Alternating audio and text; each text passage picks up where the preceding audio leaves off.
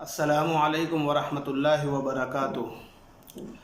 नहमदुहु व नुसल्ली अला रसूलिहिल करीम। अम्मा बाद।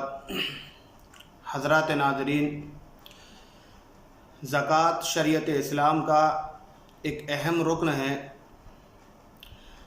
ज़कात के मसाइल काफ़ी हद तक पेचीदा मसाइल हैं। आम तौर पर लोग समझ नहीं पाते, ख़ास तौर से ये मसला कि ज़कात की रकम कौन से रिश्तेदारों को दी जाए और कौन से रिश्तेदारों को ना दी जाए, यानी किन रिश्तेदारों को ज़कात की रकम देने से ज़कात अदा हो जाएगी और किन रिश्तेदारों को ज़कात की रकम देने से ज़कात अदा नहीं होगी। सबसे पहले आप ये बात समझ लीजिए, ज़कात देने वाले शख्स के रिश्तेदार दो तरीके के होते हैं। एक उसूल, यानी वो रिश्तेदार जिनसे ये ज़कात देने वाला शख्स पैदा हुआ है। नंबर दो फ़ुरू, यानी वो लोग जो इस ज़कात देने वाले शख्स से पैदा हुए हैं। उसूल हो या फ़ुरू, ज़कात देने वाले शख्स के लिए अगर उसूल और फ़ुरू को ज़कात देना दुरुस्त नहीं है। उसूल यानी वो लोग जिनसे ज़कात देने वाला शख्स पैदा हुआ है, मसलन ज़कात देने वाले शख्स के माँ बाप और ज़कात देने वाले शख्स के माँ बाप के ताल्लुक़ से दो रिश्ते बनते हैं। बाप की तरफ से ददिहाल का रिश्ता, जिसमें दादा दादी, परदादा परदादी और ऊपर तक सकड़ दादा सकड़ दादी और ऊपर तक, और माँ की तरफ से ननिहाल का रिश्ता बनता है, जिसके अंदर नाना नानी, पर नानी, सकड़ नानी और ऊपर तक। तो ये चाहे ज़कात देने वाले शख्स के उसूली रिश्तेदार ददिहाली हों या ननिहाली हों, ये इसके उसूल कहलाते हैं जिनसे ये शख्स ज़कात देने वाला पैदा हुआ है। ऐसे ही फ़ुरू, यानी वो लोग जो इस ज़कात देने वाले शख्स से पैदा हुए हैं। मसलन इस ज़कात देने वाले शख्स के बेटे और बेटियां जो इस ज़कात देने वाले शख्स से पैदा हुए, या इन बेटे और बेटियों की औलादें, यानी बेटों की तरफ से पोते और पोतियां और बेटियों की तरफ से नवासे और नवासियां, अब चाहें और ऊपर तक चले जाएं, यानी परपोता परपोती या परनवासा परनवासी या इससे और ऊपर तक, ये फ़ुरू कहलाते हैं। तो अब इस ज़कात देने वाले के लिए ये भी दुरुस्त नहीं है कि अपने इन फ़ुरू को ज़कात की रकम दे। चाहे उसूल हो या फ़ुरू, ज़कात देने वाले शख्स के लिए अपने उसूल और फ़ुरू दोनों में से किसी को भी ज़कात की रकम देना दुरुस्त नहीं होगा। अब रह जाते हैं वो रिश्तेदार जो ददिहाल और ननिहाल में मौजूद हैं। मसलन ददिहाल के अंदर इसकी ख़ुद की सगी बहन, इसको ज़कात देना दुरुस्त है। ऐसे ही ददिहाल के अंदर चाचा और चाची, फूफा और फूफी, इनको ज़कात की रकम देना दुरुस्त है। ननिहाल के अंदर मामा और मामी, खाला और खालू, इनको ज़कात की रकम देना दुरुस्त है। लेकिन याद रहे, ये उसी वक्त है जबकि ये तमाम हजरात, यानी जिनको ज़कात दी जा रही है, वो रिश्तेदार जिनको ज़कात देना दुरुस्त है, ये उसी वक्त होगा जबकि ये रिश्तेदार ज़कात के मुस्तहिक हों।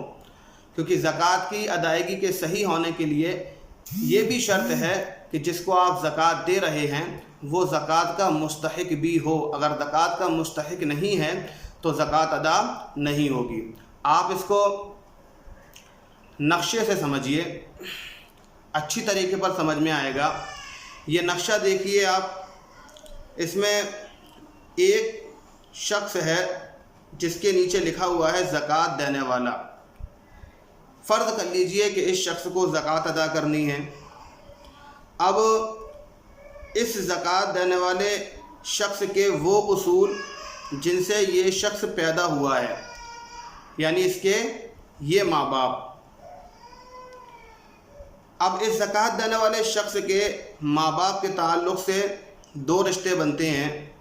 बाप की तरफ से दादा दादी का रिश्ता اور پردادا اور پردادی کا رشتہ، ماں کی طرف سے ننہالی رشتہ بنتا ہے یعنی نانا نانی اور پرنانا پرنانی کا رشتہ، ایسے ہی آپ اوپر تک چلے جائیں۔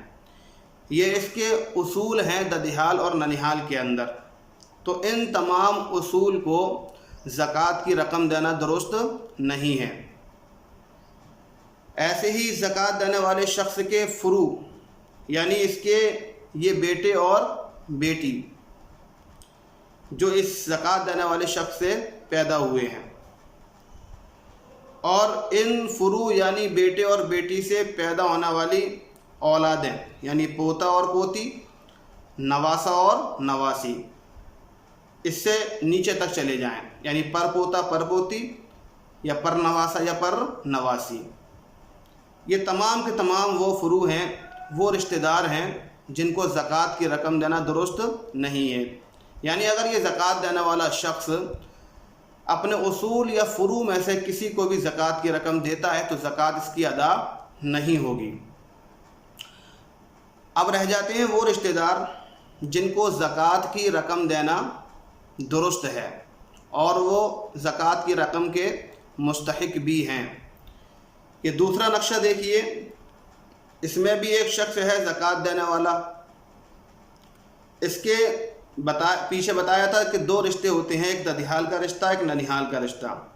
تو ددھیال کے رشتوں کے اندر سب سے پہلے اس کی یہ بہن جو اس کی سگی بہن ہے، اگر یہ زکوٰۃ کی مستحق ہے تو اس کو زکوٰۃ دینا درست ہے۔ ایسے ہی اس کے چاچا اور چاچی، اگر یہ بھی زکوٰۃ کے مستحق ہیں تو ان کو بھی زکوٰۃ کی رقم دینا درست ہے۔ ایسے ہی یہ پھوپھا اور پھوپھی، اگر یہ زکوٰۃ کی رقم کے مستحق ہیں تو ان کو زکوٰۃ کی رقم دینا درست ہے۔ ایسے ہی اس کے ننہال کے اندر ماما اور مامی، یہ بھی اگر زکوٰۃ کے مستحق ہیں تو زکوٰۃ کی رقم دینا درست ہے۔ ایسے ہی خالہ اور خالو، اگر یہ زکوٰۃ کی رقم کے مستحق ہیں تو ان کو بھی زکوٰۃ کی رقم دینا درست ہے۔ یا ان رشتہ داروں کی اولادیں جن کو زکوٰۃ کی رقم دینا درست ہیں، اگر وہ بھی مستحق ہیں تو ان کو بھی زکوٰۃ کی رقم دینا درست ہے۔ بہرحال اس زکوٰۃ دینے والے شخص کے اصول اور فروع کو زکوٰۃ دینے سے زکوٰۃ ادا نہیں ہوتی ہے، اور ددھیال اور ننہال میں جن کو زکوٰۃ کی رقم دینا درست ہے ان کا مستحق ہونا بھی ضروری ہے۔ امید ہے یہ مسئلہ وضاحت کے ساتھ آپ حضرات کے سمجھ میں آ گیا ہوگا۔ اگر اب بھی سمجھ میں نہ آئے تو ہمیں کمنٹ باکس کے اندر میسج کر کے بتائیں، دوبارہ انشاءاللہ سمجھانے کی کوشش کی جائے گی۔ وآخر دعوانا ان الحمد للہ رب العالمین۔ السلام علیکم ورحمۃ اللہ وبرکاتہ۔